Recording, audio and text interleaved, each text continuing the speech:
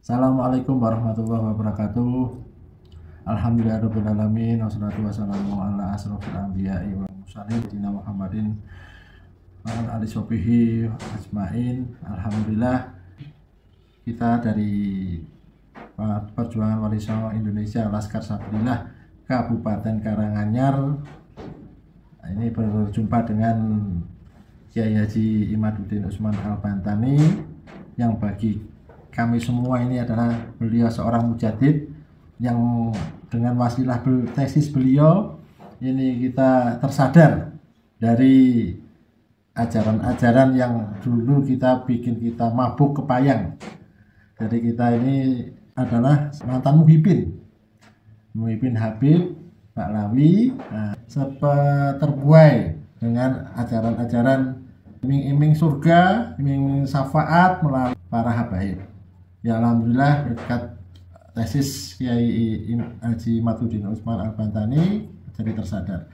Nah, ini yang kami tanyakan kepada Kiai Haji Imaduddin Usman Al-Bantani, masih banyak di sekitar kita ini muhibin yang sebenarnya sudah melihat dari video maupun dari tesis Kiai Imad tapi masih nyandung terhadap ajaran dari Baklawi ini. Bagaimana Kiai? Makasih Kang Mas Abdul Razak dari PWI Karanganyar ya. Ya. Mantan Mukibin ya. Iya, mantan Mukibin. Bangsa Indonesia ini adalah bangsa yang dikenal sejak dulu, umat Islamnya itu cinta kepada ahli bait Nabi. Jadi kita ini walaupun bukan Syiah tetapi memiliki kekhasan bahwa umat Islam Indonesia ini ahli sunnah wal jamaah yang cenderung kepada ajaran mencintai ahli bait. Karena ajaran mencintai ahli bait inilah kemudian keturunannya pun relatif dihormati untuk menerjemahkan kecintaan kita kepada ahli bait itu. Dimana kan ada ajaran paham Wahabi ya, yang relatif dalam ajarannya itu mengesampingkan mengesampingkan kecintaan terhadap ahli bait untuk kecintaan terhadap sahabat. Nah, ini dari dulu itu ada kaum Nawasib, orang yang lebih mengunggulkan para sahabat daripada keluarga Nabi. Ada kaum Syiah yang lebih mengunggulkan keluarga Nabi daripada para sahabat. Nah, ahli sunnah wal jamaah itu ada di antara keduanya, Kang Mas Abdul Razak. Jadi dia mencintai sahabat juga mencintai keluarga Nabi. Itu yang menjadi ajaran standar di dalam ajaran ahli sunnah wal jamaah internasional di dunia Islam seluruh dunia. Tetapi umat Islam Indonesia memiliki kekhasan bahwa walaupun dia dalam akidah ahli sunnah wal jamaah Asy'ariyah Al-Maturidiyah, dalam madhab itu Imam Syafi'i, Imam Hambali, Imam Hanafi, Imam Maliki, walaupun mungkin 98% adalah mazhab Imam Syafi'i. Nah, kekhasannya itu adalah lebih cenderung seperti ajaran Syiah, yaitu lebih mengunggulkan daripada ahli bait Nabi, yaitu Sayyidina Ali, Sayyidina Hasan, Sayyidina Fatimah dan Sayyidina Husain.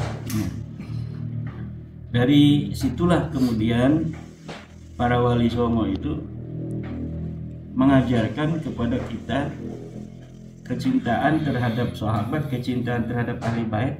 Namun rupanya pengunggulan terhadap ahli bait ini mempunyai nilai tersendiri. Bisa dilihat dari berbagai macam tradisi budaya Islam yang ada di Indonesia.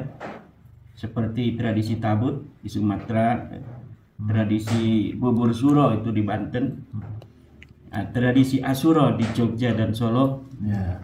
Kalau di Banten ada bubur suro itu setiap Muharram itu untuk mengenang tragedi terbunuhnya Sayyidina Husain di Karbala. Bahkan kalimat kullu ardin Karbala, kullu yaumin Asyura itu banyak diungkapkan oleh para kiai bahwa setiap hari itu adalah Asyura, setiap tanah itu sama dengan Karbala, walaupun mereka ahli sunnah wal jamaah. Nah, jadi hal ini sudah menjadi ajaran yang beratus-ratus tahun.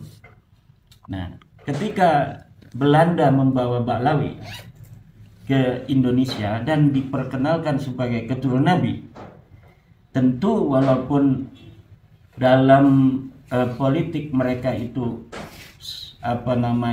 menjadi bemper Belanda, para ulama-ulamanya itu jadi mufti Belanda yang menjadi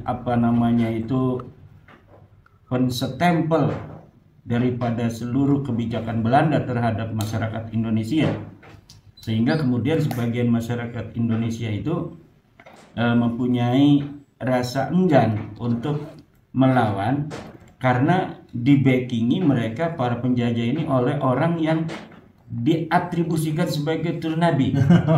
Nah, walaupun jelas mereka ini memang anti-anti Belanda. Ya, seperti kita kemarin lihat ada dari channel Gus Haji Jazuli bahwa Habib Ali Kuitang itu adalah antek Belanda karena dia memiliki 2 tanda jasa yang diketahui dari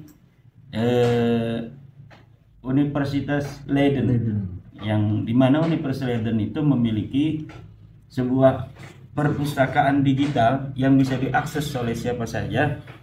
Kemudian Gus Aziz Jazuli itu mengakses ke Universitas Leiden dan membuka perpustakaan di sana. Ternyata betul bahwa memang Habib Ali bin Abdurrahman Al-Habsyi Kuitang itu mendapatkan 2 tanda jasa dari pemerintah Belanda sebagai terima kasih atas jasa-jasanya dalam membela Belanda, kepentingan-kepentingan politik Belanda di Nusantara.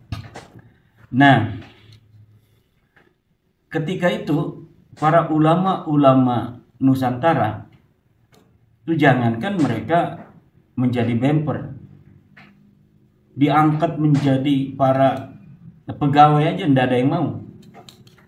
Bahkan kenapa masyarakat Nahdlatul Ulama itu sampai merdeka itu kelihatan kolot, itu bukan karena mereka tidak mau mengambil pelajaran umum, tetapi ketika Belanda berkuasa itu ulama-ulama kita itu tidak mau bahwa ketika menaruh anaknya di sekolah-sekolah Belanda itu kemudian ada kesan bahwa mereka setuju dengan segala apa yang menjadi kebijakan politik Belanda di Hindia Belanda atau Nusantara pada saat itu. Nah, oleh karena itu ketika hari ini kita bersama-sama telah mengetahui bahwa Balawi itu bukan keturunan Nabi, bahwa haplogrup mereka itu bukan orang Arab, saudara-saudara kita yang kibin-kibin ini belum bisa begitu saja untuk bisa menerima. Kenapa? Karena itu yang telah saya sebutkan dari sejarah itu, latar belakang, background daripada pemahaman kita terhadap ahli bait dan keturunannya. Kemudian kiai-kiai kita pun hari ini banyak yang memiliki keterikatan dari sisi pendidikan. Ada kiai-kiai kita yang mondok di Yaman, kan, atau anaknya mondok di Yaman, dan ini akan menjadi sebuah masalah psikologis bagi mereka ketika selama ini mereka berbangga dengan anaknya di Yaman misalnya, sekolah di luar negeri, kan, pada turunan Nabi, tapi pas sekarang ternyata yang dituju di sana itu bukan turunan Nabi. Bahkan telah terbongkar bahwa berbagai macam klaim-klaim itu adalah hanya sebuah skandal ilmiah saja. Apalagi kayak model dia itu sangat berbangga sekali bisa belajar di Tarim kan. Dia ngomong bahwa selama belajar di sana tidak pakai sendal karena menghormati para wali-wali di Tarim yang juga keturunan Nabi. Pas saat ini dia tahu bahwa di Tarim Balawi itu bukan cucu Nabi. Bahkan yang selama ini dia hormati makam Paki Muqaddam ternyata orangnya fiktif. Alangkah hancurnya hati Kibin.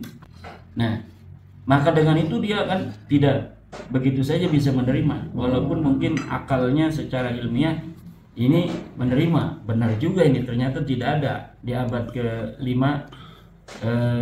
kitab nasab yang menyatakan keluarga Balawi ini turunan Nabi, tidak ada. Oh betul di abad ke-6 tidak ada, oh betul di abad 7 tidak ada, oh di abad 8 tidak ada, di abad 9 tidak ada. Dan dalam ilmu nasab penulisan sebuah bin itu dalam tujuan tertentu selain tujuan mengisbat nasab itu sama sekali tidak bisa disebut sebagai mengisbat nasab, tetapi kayak berusaha menghibur diri bahwa saya berpatokan ya karena apa, itu tadi dia mengingat 2 tahun tidak pakai sendal di Tarim untuk menghormati makam Paki Muqaddam, makam Ubaid, makam Alwi yang ternyata sekarang fiktif orangnya. Dia berpikir bagaimana saya ini di sana menghormati nggak pakai sendal, ternyata yang dihormati nggak ada. Betapa hancurnya kan hatinya. Nah kita harus memahami itu kan, bahwa ada orang-orang yang seperti betapa hancur hatinya. Kita berharapkan mereka sadar, tapi itu tidak menjanjikan. Orang semua bisa sadar itu tidak dijanjikan. Jangankan sekelas Kang Mas Abdul Razak Imaduddin Usman, sekelas para ambiya saja kan tidak bisa membawa seluruh objek dakwah mereka itu, para ambiya itu mau menerima para ambiya. Iya betul. Ya kan? Iya betul. Jadi hal-hal yang seperti itu tidaklah aneh. Ini sudah nyata. Sudah nyata, yang bukti nyata. Tapi mereka tidak mau. Ini jangan aneh. Yang ngomong Nabi Muhammad kurang apa, akhlaknya bagus. Nabi Muhammad akhlaknya sempurna. Tapi tetap aja banyak orang yang tidak menerima dakwahnya. Apalagi kayak akhlak kayak macam kita orang ini. Ya kadang-kadang kita kan ada marahnya, kadang-kadang ada kurang bijaksananya, kadang-kadang mungkin sini Kang Mas, kadang-kadang suara kita agak menyakiti. Nah, tapi kalau Rasulullah akhlaknya begitu tinggi, akhlaknya mencerminkan apa kesempurnaan seorang manusia yang sempurna, tapi bersama itu tidak semua umat mengikuti. Bahkan hari ini agama Islam bukan mayoritas di atas dunia ini. Umat Islam di dunia ini sekarang hanya 1/4. Iya. Maka saya sering mendapat pertanyaan keluhan yang sama seperti Kang Mas Abdul Razak, Kang Mas Idris. Kenapa kiai itu masih banyak kibin-kibin? Ya kalau kita baca sejarah bagaimana dakwahnya Rasulullah, seharusnya kita mendapat jawaban itu. Jadi ya kita bersabar saja. Dan kita tinggal menunggu bagian dari kehendak Allah untuk mereka-mereka ini. Apakah sadar, apakah tidak ya. Kalau dalam agama sajalah ikraha fiddin qad tabayyana rusdu minal ghayy. Jadi terus berjuang Kang Mas Idris di PWI Karanganyar, di PWI Solo Raya. Siap dengan tanpa ada apa rasa bosan, putus asa, berkecil hati bahwa tujuan kita baik ini untuk kibin-kibin agar mereka sadar, dan apabila telah datang waktunya mereka akan sadar dengan sendirinya. Amin. Karena apa? dalilnya sudah ada semua. Betul. Jadi ketika mereka ada pertanyaan dalam hatinya, maka mereka tinggal mengkonfirmasi dalam tulisan-tulisan saya atau tulisan-tulisan teman-teman yang lain juga banyak. Iya. Nah kalau zaman dulu kan, Ya, zaman dulu. walaupun mereka dalam hatinya ada kok kayak begini nggak yang aku cucu Nabi kayaknya bukan, nggak bakal berani. Iya. Oh, Kenapa? gitu. Karena tidak ada tulisan para ulama yang menyatakan batal. Batal. Hari ini tinggal pilihan saja. Ibn yang masih mengakui silakan aja. Tapi kalau dia kecewa atau bertanya dalam hatinya, mereka punya landasannya. Betul, mereka bukan cucu Nabi. Saya ikut tulisan Kiai Imad atau Kiai Ja'far dari Madura, Gus Hasan, Gus Aziz Jazuli, Kiai Nur Ihya, dan ribuan ulama lain. Pondok-pondok pesantren sekarang ini di pesantren NU itu Kang Mas, kiai-kiainya udah nggak percaya. Dia nggak percaya. Hanya beberapa yang masih percaya itu mereka menunjukkan di dalam sebuah media. Jadi mengekspresikan mereka masih percaya itu hanya beberapa saja. Mayoritas kiai-kiai Nahdlatul Ulama sudah tidak percaya bahwa mereka adalah keturunan Kira-kira berapa baginda persen? Nabi besar Muhammad SAW. Berapa persen? Terus gini kayak Imad, mereka kan mengaku sayyid, ya. Para Habib-habib ini Sekarang sayyid. Nah ini sosok sayyid pertama ya sebagai sayyid ini apakah harus seorang dari dzurriyyah Ahlul Bait Nabi? Yang kedua, sayyid itu apakah bisa dimungkinkan dia itu bermaksiat sehingga atau bahkan murtad dari seorang sayyid yang benar seperti itu? Kita ngelihat kemarin itu Kang Mas Abdul Razak, ada selebaran dari EPI, Ya. Front Persaudaraan Islam, yang menolak PIK 2 itu. Big 2 ya. Terus sekarang Habib-Habib itu pakai Sayyid ya. Ya, saya. Mereka sudah tidak pede pakai Habib. Udah nggak pede lagi dia. Pakai Sayyid, pakai Syarif palsu tetap palsu. Tidak mempengaruhi orang pakai gelar Sayyid, Syarif. Kalau nasabnya palsu ya tetap palsu. Walaupun udah pakai apa-apa, Kang Mas Idrisi. Kalau asli ya tetap asli. Ya. Begitu. Emas itu emas. Dimerekin emas atau tidak dimerekin emas tetap emas. Logam dimerekin emas tetap logam. Uang 100.000 yang diinjak-injak, ditaruh di kotoran, dia tetap 100.000. Uang 1.000 rupiah digosok, kasih minyak wangi, dikasih pengharum, tetap 1.000 rupiah. Nah, ukuran manusia bukan pada mereknya, tapi pada kualitas pribadi yang ada di dalam dirinya. Akhlaknya yang akan membuat dirinya dimuliakan oleh manusia.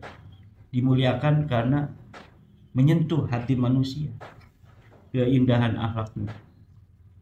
Penggunaan sayyid sendiri itu Penggunaan sayyid itu sebenarnya tidak ada dalam ajaran Islam. Tidak ada. Artinya begini, maksud tidak ada itu. Tidak ada keturunan Nabi harus menggunakan sayyid misalnya. Tidak ada.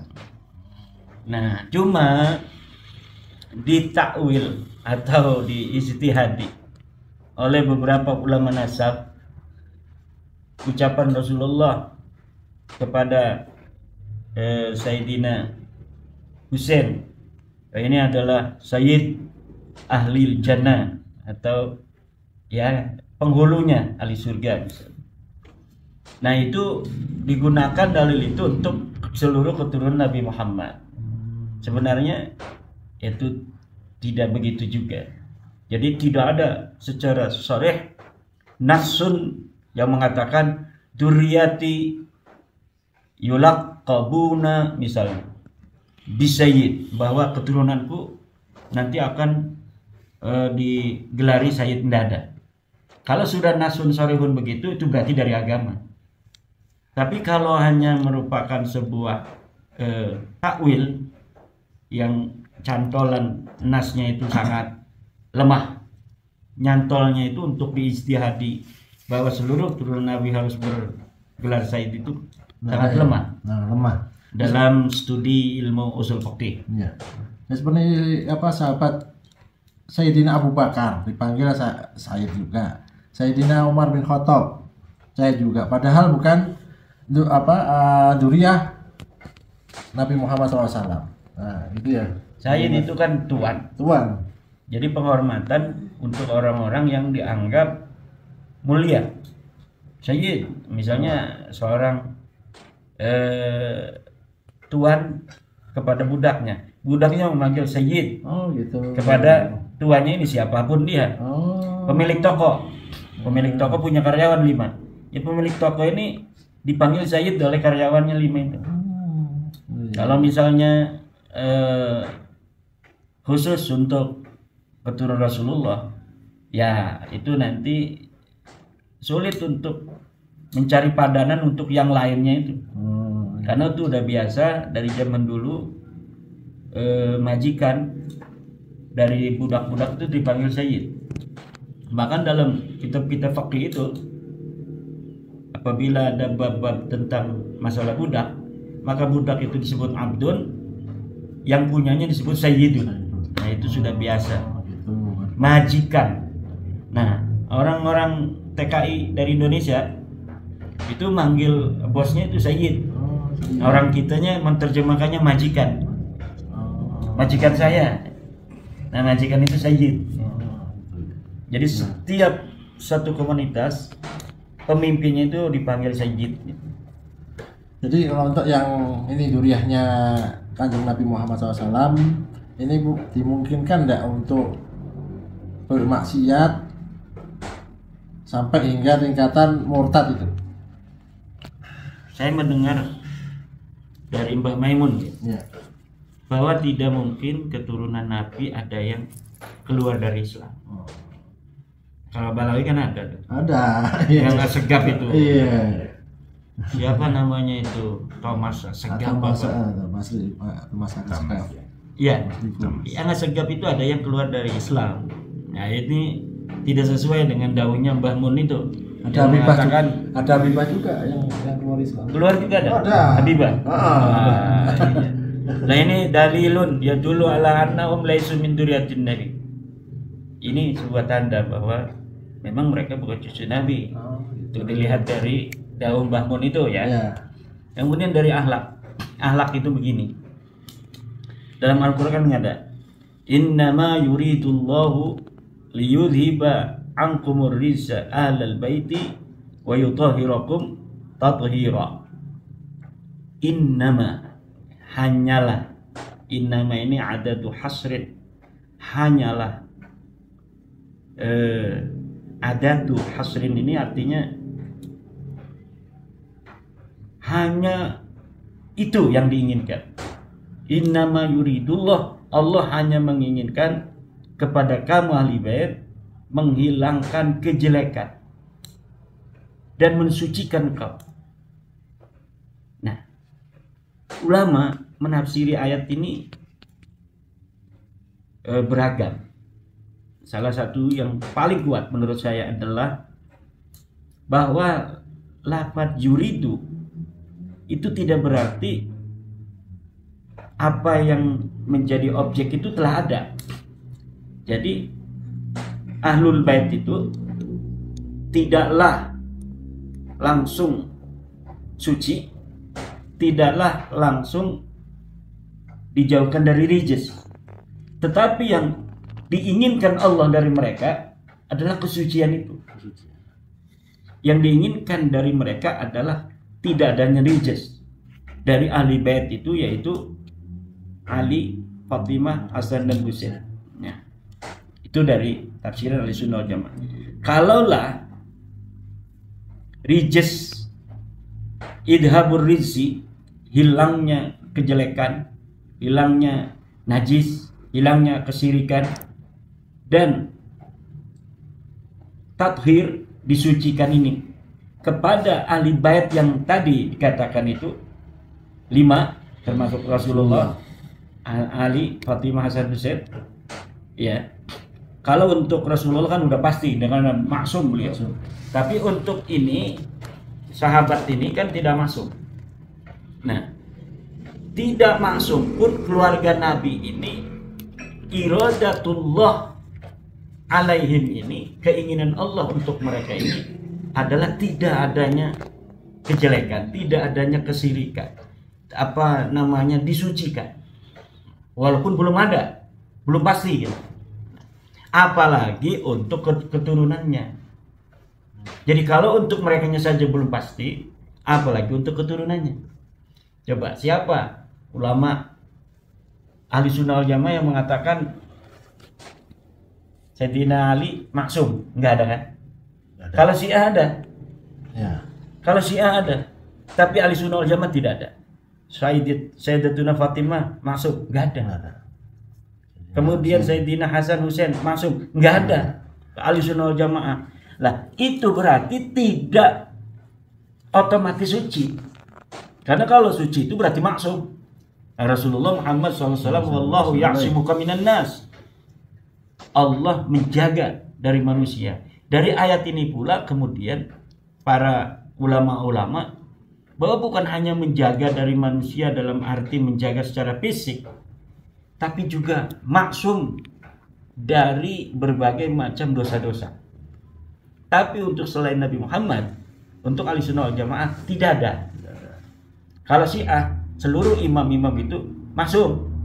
Sayyidina Ali maksum, Hasan Husain maksum, sampai Imam Mahdi maksum. Bagi Syiah, kita kan bukan Syiah. Ya.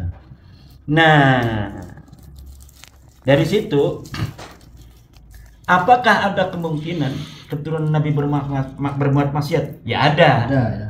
Tetapi Kang Mas, ya, nggak bakal menjadi sebuah mayoritas.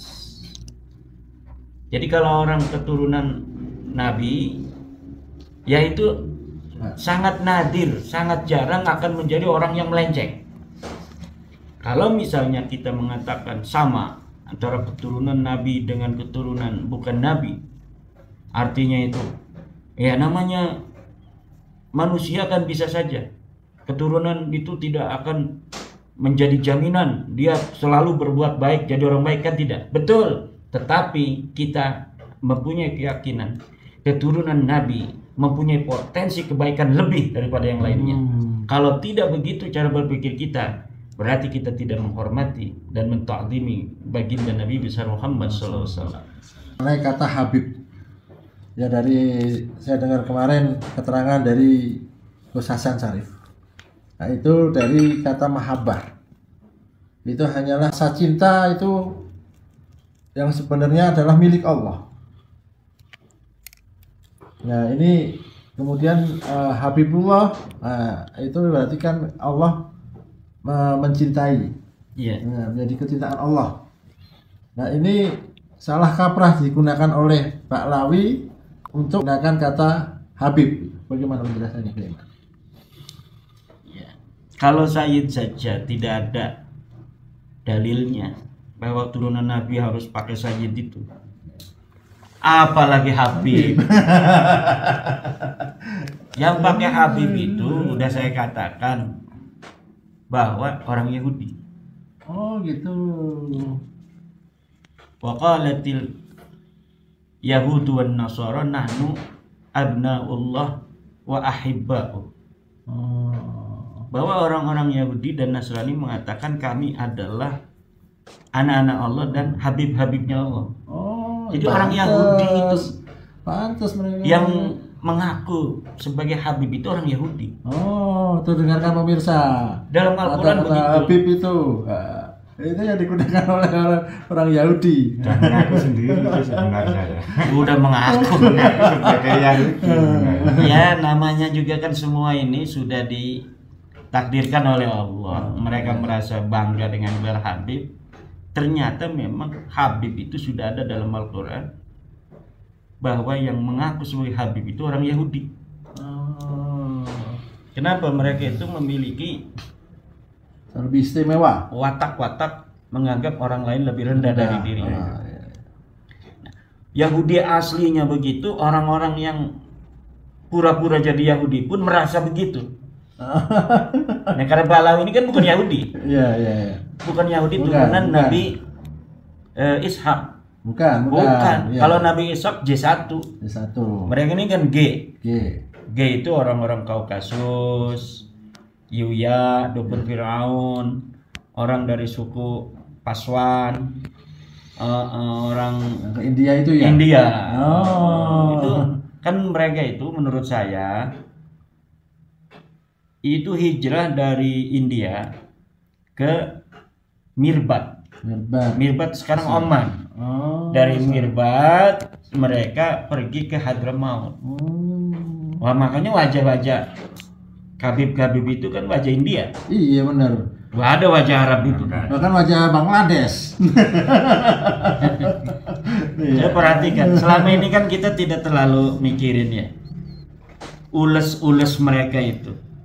Husnudon aja. Iya. Pas sekarang ini kita udah, oh iya emang bukan orang Arab wajahnya. Ya, orang Arab itu memiliki kekhasan. Kasan sendiri.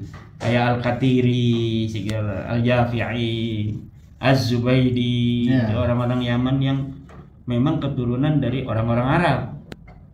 Ya, kalau Balawi ini lihat wajahnya nih.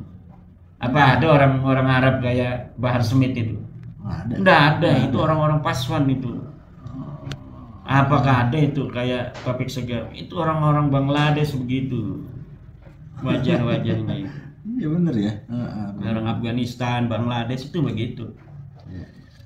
Jadi kok dia garis lakinya ke G, sedangkan kan di India itu L. Iya. L banyaknya itu. Nah kalau G ini ya lalu gen Indianya dari mana? Dari ibunya. Oh dari ibunya. Dari ibu-ibu Hijrah. mereka. Dari Kaukasus ke Laki-lakinya kan hijrah ke India tuh. Iya. Kemudian kawin dengan orang-orang India. Iya. Makanya ketika ditelusik di dalam darahnya Najwa Shihab itu 48% India. Iya. Dari mana? Dari nenek-nenek yang banyak itu. Iya. Nah, sedangkan garis lakinya lempeng G. itu G dari Oh. Kaukasus. Mereka udah ratusan tahun itu di India. Gitu. Begitu. Iya. Nah, yang di India itu kan masih ada yang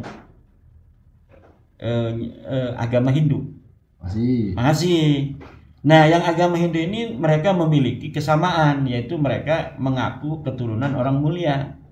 Yang di Hindu itu yang plat G ini itu mengaku keturunan Dursusana. Nah, yang animisme yang Paswan ini itu mengaku keturunan dari Alexander Agung. Oh. Nah, itu. Jadi mereka memiliki sebuah persamaan, yaitu mengakui seneng atau seneng ngaku-ngaku keturunan orang besar. Ketika masuk Islam mengaku keturunan Nabi Muhammad, ketika masuk Yahudi mengaku keturunan Nabi Ishak. Makanya disebut Yahudi Khazar. Yahudi Khazar itu artinya Yahudi yang bukan turunan Nabi Ishak, bukan Bani Israel. Cuma orang yang mengaku sebagai keturunan Bani Israel. Begitu. Ada Habib-Habib yang ngomong tuh, kalau misalnya di dalam diri Balawi itu ada darah Yahudi, ya sesuai dong. Karena apa? Karena memang Yahudi itu dengan Nabi Ismail bersaudara. Itu yang Yahudi asli. Kalau Yahudi asli J1 sama J1 itu orang-orang Yahudi asli turunan Nabi Harun. Itu J1, turunan Nabi Muhammad J1, Balawi G, bukan turunan Nabi Muhammad, bukan turunan Nabi Ishak, bukan turunan Nabi Ibrahim. Turunan siapa? Wallahu a'lam. Gak ada itu. Ya karena memang bukan siapa-siapa. Jadi nggak ada catatan apa-apa. Ada yang mengatakan turunan Yuya kan? Ya, secara DNA. Tapi secara ilmu sejarah, ilmu apa namanya itu nasab kan tidak ada. Nah, kata ahli DNA itu sama dengan Yuya. Apa keturunan asli atau bukan itu Allah alam. Yuya itu dukun Firaun. Iya, Ada di Mesir. Orang Mesir itu kan Maksudnya. haplogrupnya Firaun itu E. Itu haplogrupnya Firaun E. Saya pernah mengatakan R, ketukar itu. Yang R itu orang-orang Eropa. Orang-orang Eropa, Belanda itu R tuh. Kalau Firaun itu garis lakinya E. Tetapi Gitu ya. di dalam komplek makam Firaun yang haplogrupnya E ini ada yang G, kan aneh tuh. Setelah diteliti, memang dia bukan orang Mesir, dia orang Hazar datang ke situ. Orang Kifti ya dulu ya. Kalau orang Kipti itu Firaun itu. Fir'aun ya. Jadi Firaun itu orang Kipti itu haplogrupnya E. Nah, sedangkan ada yang aneh sendiri tuh, Yuya. Oh, jadi di piramida itu ada orang plat Plat G itu. Plat G itu ada. Iya. Oh. Aneh kan ya. Ternyata dia punya anak perempuan diserahkan kepada Firaun. Jadi dinikah tuh sama Firaun tuh. Kemudian dia menjadi penasehat Firaun, one team pressnya Firaun. Ketika Firaun yang ngaku Tuhan, dia ngaku the father of God. Bapaknya Tuhan, padahal mah cuma mertua. Iya. Begitu ya Imat. Terima kasih, ini semakin jelas apa itu Sayyid, apa itu Habib. Nah, kemudian siapakah yang Baklawi itu sekarang yang berada di seluruh dunia itu, ini semakin jelas. Maka kita simak dari video dari penjelasan Kiai Imat. Ya, terima kasih. Wallahualam ila aqwamit thoriq. Assalamualaikum warahmatullahi wabarakatuh. Waalaikumsalam.